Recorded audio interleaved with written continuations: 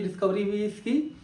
और उसके बाद से लगातार क्वेश्चन आते हैं, चाहे असिस्टेंट प्रोफेसर को एग्जाम हो या अगर आप जीन नॉकआउट या क्रॉप की वैरायटी को या रेजिस्टेंट क्रॉप अगर आप डेवलप करना चाह रहे हो तो ये बहुत ही प्रिसाइज टेक्निक है जो कि यूज होती है। ये जो क्रिस्पर है इसमें एक प्रोटीन काम करती है जिसको Cas9 कहते हैं, और ये जीनोम एडिटिंग की एक बहुत ही अच्छी टूल्स है। अगर हम बात करें जीनोम एडिटिंग की तो जीनोम ऐसा नहीं है कि जीनोम एडिटिंग के लिए केवल क्रिस्पर ही यूज करते हैं, क्रिस्पर का Cas9 ही यूज करते हैं, ऐसा नहीं है। जीनोम एडिटिंग के लिए बहुत सारी टेक्निक्स है जिनको हम यूज करते हैं, जैसे एक है मेगा न्यूक्लियेज, एक है ZFN, एक है टेलन और एक है क्रिस्पर Cas9।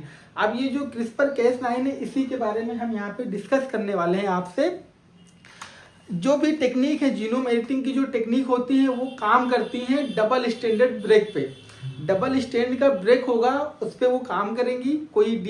कैसे काम करेंगी उसके बारे में बात करेंगे हम। अगर आपको थोड़ा सा इंट्रोडक्शन देना चाहें इसके बारे में कि जो जितने भी जीनोम की एडिटिंग होती है वो किस बेसिस पे होती है, वो होती है डबल स्टैंड ब्रेक करके। और डबल स्टैंड ब्रेक करने के बाद उसको क्या करेंगे, उसको रिपेयर कर दिया जाता है, उसको या तो इंसर्ट कर दिया जाता है या डिलीट कर दिया जाता है। ठीक है, इंसर्शन भी हो सकता है और डिलीशन भी हो सकता है। अब ये हमको ये डिसाइड करना होता है कि क्या वो यूजफुल है या यूजफुल नहीं है। यूजफुल नहीं है तो उसको नॉकआउट कर देते हैं, अगर यूजफुल है तो हम उसको इंसर्ट कर देते हैं। और इसी को हम इस टेक्निक में पढ़ते हैं जिसका नाम है क्रिस्पर Cas9।